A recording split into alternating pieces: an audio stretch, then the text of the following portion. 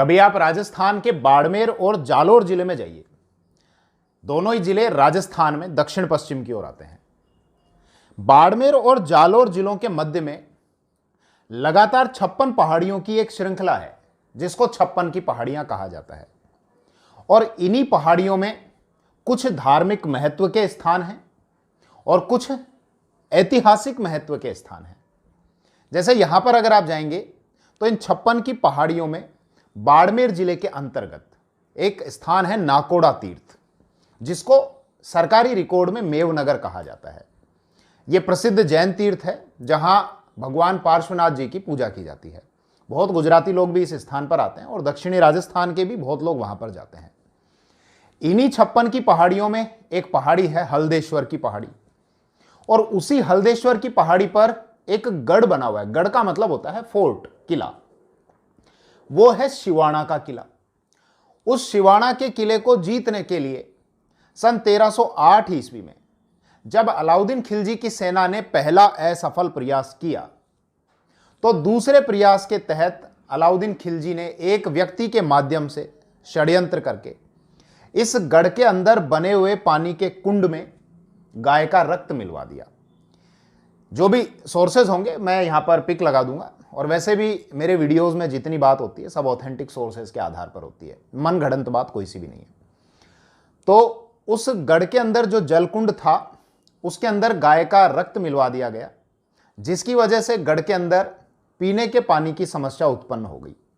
एक युद्ध हुआ और उसके बाद अलाउद्दीन खिलजी का इस गढ़ पर अधिकार हो गया। इसका नाम बदलकर शिवाणा के स्थान पर खैराबाद कर दिया गया। तो इस वीडियो में हम इसी विषय पर बात करने वाले हैं। एक तो शिवाणा के इस शाके के संबंध में, और शिवाणा को आखिर जीतना क्यों जरूरी था, ऐसा और कौन सा दुर्ग था जिसको जीतने से पहले इस शिवाणा के दुर्ग को जीता गया। इस संपूर्ण विषय पर हम चर्चा करेंगे। इस वीडियो के लिए जो मुख्य सोर्सेज हैं, वो एक तो है पद्मनाभ के द्वारा लिखा गया कानड़ देव प्रबंध।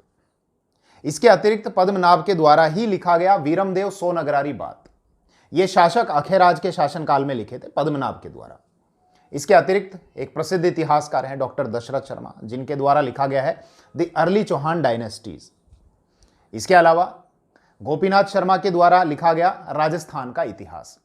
और भी सोर्सेज हैं। जब जिस विषय पर बात होगी और अगर मुझे लगेगा इस सोर्स के बारे में बताना जरूरी है, तो मैं उस सोर्स का वहां पर रेफरेंस दे दूंगा। मैं रमन भारद्वाज, आइए शुरू करते हैं इस विषय को।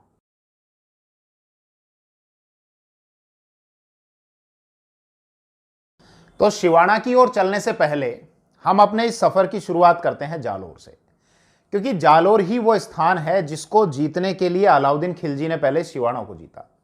शिवाणा को जीतने के बाद ही जालोर पर विजय करना संभव हो पाया। जालोर जो वर्तमान में राजस्थान का एक जिला है और पहले रियासत हुआ करता था। अलग अलग समय में यहां अलग अलग राजवंशों का शासन रहा। यहां परमारों का भी शासन रहा, प्रतिहारों का भी शासन रहा। ये क्षेत्र राठौड़ों के अधिकार में भी रहा। यहां मुस्लिम सत्ता भी स्थापित रही। जालोर में अगर आप जाएंगे तो यहां पर एक गढ़ बना हुआ है, एक दुर्ग बना हुआ है, जिसको जालोर का दुर्ग कहा जाता है। सूकड़ी नदी के राइट साइड में यह बना हुआ है। जैसा नदी के नाम से स्पष्ट है, सूकड़ी मतलब सूखी हुई नदी, ज्यादा पानी नहीं है उसमें, इसीलिए उसको सूकड़ी नदी कहा जाता है। राजस्थान की एक नदी है, पश्चिमी राजस्थान की लूणी नदी, उसकी ये सहायक नदी है सूकड़ी नदी। उसके राइट साइड में जालोर का दुर्ग है। जालोर का दुर्ग जिस पहाड़ी पर बना हुआ है उसको कहा जाता है सुवर्णगिरी या सोनगिरी। इसीलिए यहां पर जिन चौहानों ने शासन किया उनको सोनगरा चौहान कहा गया। दरअसल 1181-82 ईस्वी में कीर्तिपाल चौहान ने जालोर पर अपना अधिकार कर लिया था, और इस क्षेत्र पर अधिकार करने के कारण कीर्तिपाल चौहान और उनके वंशज सोनगरा चौहान कहलाए। क्यों? क्योंकि सोनगिरी की पहाड़ी पर यह जालोर का दुर्ग बना हुआ है। इसीलिए जालोर को सुवर्णगिरी भी कहते हैं, सोनगिरी भी कहते हैं। इसके किले को सोनगढ़ भी कहा जाता है। और अगर हम बिजोलिया प्रशस्ति देखें तो वहां इस क्षेत्र को जाबालीपुर देखने को मिलता है। जाबालीपुर भी इसको कहा जाता है। और जब 1311 ईस्वी में अलाउद्दीन खिलजी ने इसको जीत लिया था, तो इसका नाम बदलकर जलालाबाद कर दिया था। तो ये सारे नाम हमको देखने को मिलते हैं। थोड़ी सी और बात कर लेते हैं। ये जो गढ़ है जालोर का, इसको किसके द्वारा बनाया गया, इस संबंध में अलग अलग इतिहासकार अलग अलग बात करते हैं। जैसे डॉक्टर दशरथ शर्मा का यह कहना है कि इसको प्रतिहारों के द्वारा बनाया गया। डॉक्टर दशरथ शर्मा कहते हैं इसको प्रतिहार शासक नागभट्ट प्रथम के द्वारा बनाया गया। नागभट्ट प्रथम कौन? जालोर, उज्जैन और अवंतिका में जो प्रतिहारों के संस्थापक थे वो नागभट्ट प्रथम थे। तो दशरथ शर्मा के अनुसार नागभट्ट प्रथम ने इसको बनाया, जबकि गौरीशंकर हीराचंद ओझा ये कहते हैं कि जालोर के गढ़ को परमार शासकों के द्वारा बनाया गया। खैर, जिसने भी बनाया। अब हम उस विषय पर आ जाते हैं कि पहले अलाउद्दीन खिलजी शिवाणा को जीतेगा, लेकिन शिवाणा को क्यों जीता गया? जालोर जीतने के लिए। तो हम पहले जालोर की बात करेंगे, फिर बाद में शिवाणा की ओर चलेंगे। तो जैसा मैंने आपको बताया कि कीर्तिपाल चौहान ने यहां पर चौहानों की सत्ता स्थापित की और ये सोनगरा चौहान कहलाए, और कीर्तिपाल चौहान के ही वंशजों में से एक वंशज थे जिनका नाम था कानड़देव चौहान, जो सन 1305 से और 1311 ईस्वी तक जालोर के शासक रहे। और इन्हीं के शासनकाल में 1311 ईस्वी में जालोर का शाका हुआ था, जब अलाउद्दीन खिलजी ने जालोर पर आक्रमण किया और जालोर से सोनगरा चौहानों की सत्ता समाप्त हो गई थी। अब इस युद्ध के क्या कारण थे, इसके संबंध में तो मैं 2 वीडियोस पहले ही बना चुका हूं, तो उस विषय पर पूरा ज्यादा डिटेल से मैं नहीं जाऊंगा कि अलग अलग सोर्सेज अलग अलग बात कहते हैं। जैसे मुनोत नैणसी ये कहते हैं कि अलाउद्दीन खिलजी की जो पुत्री थी फिरोजा, उसको कानड़देव चौहान के पुत्र वीरमदेव से प्रेम हो गया था और यही कुछ कारण थे। जबकि पद्मनाभ के द्वारा लिखा गया जब हम कानड़देव प्रबंध पढ़ते हैं या वीरमदेव सोनगरारी बात पढ़ते हैं, तो वहां एक अलग कारण देखने को मिलता है कि अलाउद्दीन खिलजी की सेना जब गुजरात से वापस लौट रही थी, तो उनकी सेना में जब लूट के बंटवारे को लेकर विद्रोह हो गया था, तो कानड़देव चौहान ने उन पर हमला करके वो लूट का माल छीन लिया था। एक ये भी देखने को मिलता है। एक फरिश्ता के द्वारा, जैसा तारीख फरिश्ता में बताया गया है कि कानड़देव चौहान जब अलाउद्दीन खिलजी के दरबार में थे और अलाउद्दीन खिलजी ने यह कहा कि आज पूरे भारत में ऐसा कोई हिंदू शासक नहीं है जो मुझे चुनौती दे सके, तो कानड़देव चौहान अलाउद्दीन खिलजी के दरबार में चुनौती देकर वापस लौटकर आ गए थे जालोर। ये अलग अलग कारण बताए जाते हैं और इन कारणों में कितनी वास्तविकता है इसके विषय पर मैं जो वीडियो पहले बना चुका हूं उसमें डिटेल से आपके साथ में मैं बात कर चुका हूं, इसीलिए उस विषय का दोहराव नहीं करूंगा। तो ये 1311 का ये शाका हुआ था। अलाउद्दीन खिलजी ने इसको जीत लिया, जालोर के गढ़ को 1311 ईस्वी में, और इसका नाम बदलकर जलालाबाद कर दिया गया। यहां पर एक मस्जिद का भी निर्माण करवाया अलाउद्दीन खिलजी ने, जिसको अलाई मस्जिद कहा जाता है, या उसी को अलाउद्दीन की मस्जिद भी कहा जाता है, या उसी को तोप मस्जिद भी कहा जाता है। अब हम शिवाणा की ओर जाएं तो उससे पहले कुछ और बातें बता देता हूं जो कॉम्पिटिटिव एग्जाम्स के पॉइंट ऑफ व्यू से आपके लिए इंपॉर्टेंट हो सकती है, फिर हम जालोर को छोड़कर शिवाणा की ओर चल देंगे। जैसे यहां आप ध्यान रखना, एक तो जालोर के गढ़ में मानसिंह के महल बने हुए हैं। मानसिंह मारवाड़ के शासक थे, मारवाड़ पर राठौड़ों का अधिकार था और यह क्षेत्र राठौड़ों के अधिकार में रहा बहुत लंबे समय तक। तो मानसिंह का महल यहां पर है, चामुंडा माता का मंदिर यहां पर है, जोग माया माता का मंदिर यहां पर है। इसके अलावा मलिक शाह की दरगाह भी यहां पर बनी हुई है। इसके अलावा एक और महत्वपूर्ण बात, यहां पर कीर्ति स्तंभ भी बना हुआ है। अब आपके दिमाग में यह भी आ रहा होगा कि साहब कीर्ति स्तंभ तो चित्तौड़ के दुर्ग में भी है। बिल्कुल, चित्तौड़ के दुर्ग वाला कीर्ति स्तंभ अलग है, वहां पर मैं चित्तौड़ वाले दुर्ग में बात कर चुका हूं उसके संबंध में, और यहां पर जो कीर्ति स्तंभ है यह अलग है। चलिए अब हम शिवाणा के दुर्ग की ओर चल लेते हैं। तो यह बात तो स्पष्ट हो चुकी कि इस जालोर के गढ़ को जीतना था अलाउद्दीन खिलजी को, इसीलिए जालोर को जब 1311 में जीता गया तो उससे पहले 1308 ईस्वी में शिवाणा के गढ़ पर हमला किया गया। तो अब शिवाणा की ओर चल लेते हैं।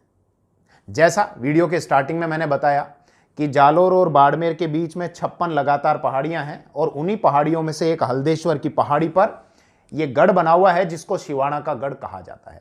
अगर आप कभी घूमने जाना चाहें तो जो बाड़मेर जो हेडक्वार्टर है, जिला मुख्यालय, वहां से लगभग 150 किलोमीटर की दूरी पर यह स्थान आता है। यह जो गढ़ बना हुआ है किसके द्वारा बनाया गया, तो ऐसा बताया जाता है कि यहां के जो परमार शासक थे, परमार या पंवार शासक, जिनका नाम था वीर नारायण पंवार, उनके द्वारा इस गढ़ का निर्माण कराया गया। लेकिन 1308 ईस्वी में जब यहां का शाका हुआ तो उस समय यहां के शासक थे शीतल देव, और शीतल देव बहुत लंबे चौड़े विशालकाय शरीर के शासक थे। इसीलिए जब हम पढ़ते हैं तो हमको पता चलता है कि जब अलाउद्दीन खिलजी का इस शिवाना के गढ़ पर अधिकार हो गया था, और जब शीतल देव का शरीर अलाउद्दीन खिलजी के सामने लाया गया कमालुद्दीन गुर्ग के द्वारा, बात करूंगा मैं अभी आगे चलकर कौन कमालुद्दीन गुर्ग है, तो शीतल देव का शरीर जब अलाउद्दीन खिलजी के सामने लाया गया युद्ध जीतने के बाद, सिर अलग था, सिर कटा हुआ था, सिर अलग था और धड़ अलग था, तो उनके शरीर को देखकर अलाउद्दीन खिलजी बहुत आश्चर्यचकित हो गया कि इतना लंबा चौड़ा आदमी। इसके अलावा यहां शिवाना में जो लड़ाई हुई थी, जो ये युद्ध हुआ था, उसमें यहां के योद्धाओं की अमीर खुसरो के द्वारा भी मुक्त कंठ से प्रशंसा की गई है। तो 1308 ईस्वी में शिवाना को जीता गया। शिवाना को जीतना जरूरी था क्योंकि शिवाना को जीते बिना जालोर को नहीं जीता जा सकता, इसीलिए शिवाना को कहा जाता है जालोर के दुर्ग की कुंजी। कुंजी मतलब चाबी। शिवाना को कहा जाता है मारवाड़ के शासकों की शरण स्थली। मारवाड़ पर राठौड़ सत्ता रही, और जब कभी मारवाड़ के शासकों पर कोई संकट आता था तो वो शिवाना में जाकर शरण लिया करते थे। जैसा हुआ भी था कि मारवाड़ के शासक थे रावचंद्र सेन, और जब उन्होंने अकबर की अधीनता स्वीकार नहीं की थी तो उन्होंने जोधपुर के स्थान पर शिवाना को ही अपनी राजधानी बनाया था, और फिर अपने अंतिम समय तक, मरने तक जीवन भर अकबर के साथ में वो संघर्ष करते रहे थे। तो इसी शिवाना के दुर्ग को जीतने के लिए 2 जुलाई सन 1308 ईस्वी को अलाउद्दीन खिलजी की सेना और यहां के शासक शीतल देव की सेना के मध्य में यह युद्ध हुआ। लेकिन यह जो पहला प्रयास था अलाउद्दीन खिलजी की सेना का, यह असफल रहा, और इस प्रयास में उनका एक सेनापति नाहर खां मारा गया। जब भी उनके सैनिक ऊपर दुर्ग में चढ़ने की कोशिश करते तो ऊपर से जलते हुए कपड़े के गोले लुढ़का दिए जाते, और वो बहुत बड़ी संख्या में मारे गए। उनके लिए जीतना बहुत चुनौती हो गया था इस गढ़ को। तो अब क्या, अब जब नाहर खां के मारे जाने की खबर अलाउद्दीन खिलजी को मिली तो बाद में अलाउद्दीन खिलजी इस गढ़ को जीतने के लिए स्वयं एक बड़ी सेना लेकर यहां पर आ गया, और सेना का नेतृत्व दिया कमालुद्दीन गुर्ग को। तो कमालुद्दीन गुर्ग उसका सेना नायक था, और कमालुद्दीन गुर्ग को ही बाद में जालोर का दायित्व भी दिया गया था। नए मोर्चे से फिर से शुरुआत की गई, लेकिन बहुत लंबे प्रयास के बाद भी जब जालोर शिवाना के गढ़ को जीतने में वो असफल रहा, तो फिर यहां पर ठीक उसी प्रकार का षड्यंत्र सोचा गया जिस प्रकार का षड्यंत्र सन 1301 ईस्वी में रणथंबोर को जीतने के लिए सोचा गया था। रणथंबोर में क्या हुआ था? रणथंबोर जो वर्तमान में राजस्थान के सवाई माधोपुर जिले में आता है, 1301 ईस्वी में वहां का शाका हुआ था। अलाउद्दीन खिलजी ने उसको जीत लिया था, लेकिन जीतने से पहले वहां के 2 व्यक्तियों रणमल और रतिपाल को अपनी ओर मिला लिया था, ये कहकर कि जीतने के बाद मैं ये दुर्ग तुमको दे दूंगा। लेकिन हम जानते हैं कि युद्ध जीतने के बाद रणमल और रतिपाल दोनों को हाथियों के पैरों तले कुचलवा दिया गया था। लेकिन हर राज्य में इस प्रकार के व्यक्तियों की संख्या तो होती है जिनकी ये महत्वाकांक्षा होती है कि हम यहाँ के शासक बन जाएं। तो यहां शिवाना के गढ़ को जीतने में भी जब अलाउद्दीन खिलजी लंबे समय तक असफल रहा, तो एक व्यक्ति जिसका नाम था भावला या भावले, उस व्यक्ति को अलाउद्दीन खिलजी ने अपनी ओर मिलाया, और उस व्यक्ति के माध्यम से इस गढ़ के अंदर बने हुए पानी के कुंड में गाय का रक्त मिलवा दिया गया। अब इसके कारण क्या हुआ? गाय का रक्त मिलने से गढ़ के अंदर पीने के पानी की समस्या उत्पन्न हो गई। तो योद्धाओं को अब बाहर निकलना पड़ा, युद्ध लड़ना पड़ा। तो यहां योद्धाओं के द्वारा केसरिया किया गया।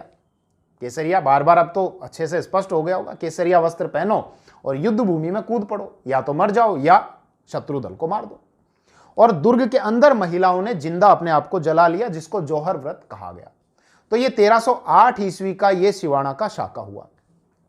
अब एक सवाल ये भी आ रहा होगा दिमाग में कि इतने लंबे समय तक गढ़ को बंद क्यों रखा गया? पहले ही आमने सामने की लड़ाई लड़ी जा सकती थी। तो देखिए, अलाउद्दीन खिलजी की जो सेना है वो बहुत विशाल सेना थी, और ये हम जानते हैं कि उसने एक तो स्थायी सेना रखी हुई थी, नकद वेतन दिया करता था अपने सैनिकों को।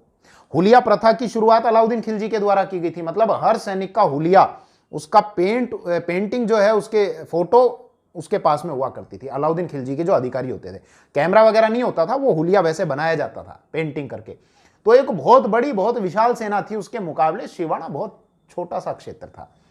तो इसीलिए अगर शिवाना के शासक शीतल देव पहले ही आमने सामने की लड़ाई लड़ते तो वो पराजित हो जाते हैं, क्योंकि एक बड़ी सेना का मुकाबला रणनीति के तहत ही किया जा सकता है, और इस रणनीति में छापामार युद्ध नीति भी आती है, और दुर्ग के अंदर रहते हुए भी युद्ध का संचालन करना भी इस रणनीति के तहत ही आता है। इसीलिए आरंभ में यह प्रयास किया जाता था कि जितना हो सके दुर्ग के अंदर से ही युद्ध किया जाए, लेकिन अब जब यह संकट आ गया कि युद्ध करने के लिए बाहर जाना ही पड़ेगा, दुर्ग के अंदर पीने के पानी की समस्या उत्पन्न हो गई है, वहां कुंड में गाय का रक्त मिलवा दिया गया है, तो इसलिए बाहर निकलकर युद्ध किया बजाय आत्मसमर्पण के, और अपने प्राणों का बलिदान दे दिया। उसके बाद ही सिवाना का दुर्ग अलाउद्दीन खिलजी को सौंपा। तो सिवाना पर अलाउद्दीन खिलजी का अधिकार हो गया, इसका नाम बदल दिया गया, नाम रखा गया खैराबाद। एक सवाल और आ रहा है दिमाग में, उस व्यक्ति का क्या हुआ, भावले का क्या हुआ? तो जब हम इतिहास पढ़ते हैं तो हमको पता चलता है कि इस दुर्ग का दायित्व जीतने के बाद अलाउद्दीन खिलजी ने कमालुद्दीन गुर्ग को सौंपा। तो भावले का तो कहीं उल्लेख ही नहीं है। तो भावले के साथ भी वही हुआ होगा जो रणमल और रतिपाल के साथ हुआ था, क्योंकि उन्होंने भी धोखा दिया था, यहां भावले नामक व्यक्ति ने भी धोखा दिया, तो उसको भी किसी भी तरीके से मरवा दिया होगा, या तो हाथी के पैरों तले कुचलवा दिया गया होगा, या उसका सर कलम कर दिया गया होगा। खैर, यह विषय आपको बहुत अच्छे से समझ में आया होगा। अगला कोई विषय देखते हैं नेक्स्ट वीडियो में। जय हिंद।